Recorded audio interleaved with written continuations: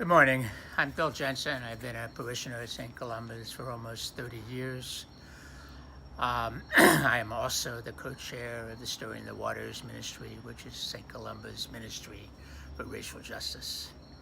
This morning, I'd like to do a few reflections on Psalm 137, and then I'd like to issue an invitation to you all. By the rivers of Babylon, there we sat down and there we wept when we remembered Zion. On the willows there we hung up our harps, for there our captors asked us for songs and our tormentors asked us for mirth, saying, "Sing us one of the songs of Zion." How could we sing the Lord's song in a foreign land? If I forget you, O Jerusalem, let my right hand wither. Let my tongue cling to the roof of my mouth if I do not remember you, if I do not set Jerusalem above my highest joy. There are three things that speak to me in this beautiful psalm. One is, there we sat down and there we wept when we remembered Zion. So much has been lost in the last 6 months with the despair of the pandemic and the racial divide and continuing climate catastrophes. I feel that personally every morning. I feel that at 2 in the morning. And this passage in many ways gives me permission. Secondly, how could we sing the Lord's song in a foreign land? What speaks to me here is that after 400 years, Black Americans are still living in a foreign land. As James Baldwin said, we've been white too long. Lastly, I think there's hope. If I do not set Jerusalem above my highest joy, I feel that God is at work this time. After so many false starts, I feel that change is coming. I feel that God's love is at work. And I feel that this church can bring us to racial justice and equity, to inclusion. I'm hopeful.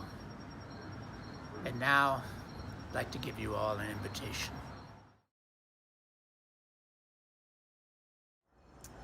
Five years ago, Rose Duncan came to me and asked me to join a group of white parishioners reading books on racial justice and equity. What it proved to me is the power of invitation.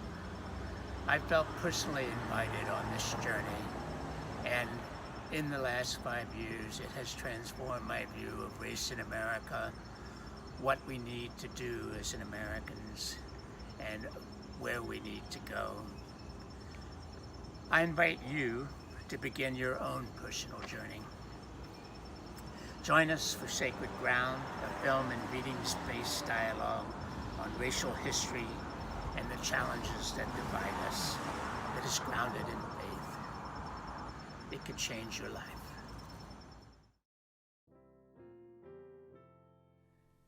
Dear ones, I invite you to join me for a series of conversations. Sacred Ground is a film-based dialogue series for us to explore the intersection of faith and race in our nation, our church, our lives, and our hearts. Our baptismal covenant asks, will you seek and serve Christ in all persons, strive for justice, and respect the dignity of every human being? As we seek to live God's love each and every day, even and especially in this time of racial tension, pain, reckoning, and hopefulness, I believe we're called to pay attention to the stories of our faith, the racism of our past and present, and the intentions of our hearts. Sacred Ground provides an opportunity for conversation with fellow sojourners so we can engage in this effort together.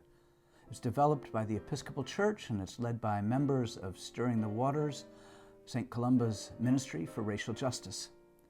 While we've hosted the course several times, I've not yet taken it, so I'm going to participate this fall. I hope you'll join me. probably one of the most important aspects of it, and the reason I would recommend it is that it's a safe space to ponder issues that are really pervading our public discourse right now.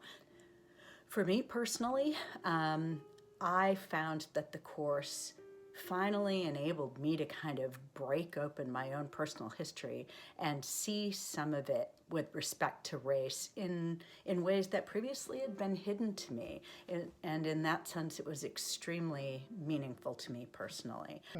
We had been fairly far through the program by the spring of 2020 when Ahmaud Arbery and George Floyd were killed. And I think having done the program, it put me in a much better position to see the perspective of people of color on that sort of incident and the commonality, unfortunately, of that sort of thing, the extent of police brutality in this country. I was reluctant to sign up for this course because I knew I was going to be the only person of color in the class. That raised questions for me. Would my presence prevent others from feeling comfortable to fully engage and experience the course? Would others feel, since I was the only Black person in the class, that I could give the Black perspective? And how would I feel with reviewing and discussing the issues I thought that were going to be in the course that were going to be too painful for me to see and be involved in the discussion? But in spite of my reservations, I signed up. With this course, you have a unique opportunity to walk back through American history so you truly understand what brought us today. And I don't mean the history that you had in your textbooks. I mean the history of what actually has happened throughout the establishment of this country.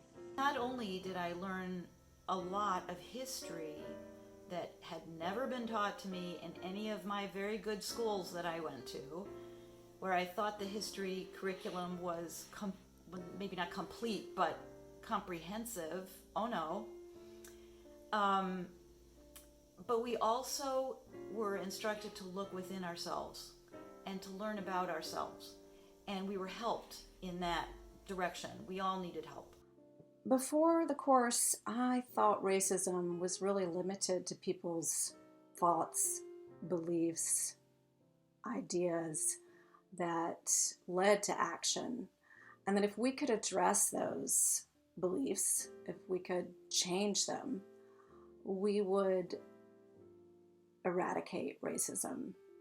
And now I think of it as something so much deeper and more institutional.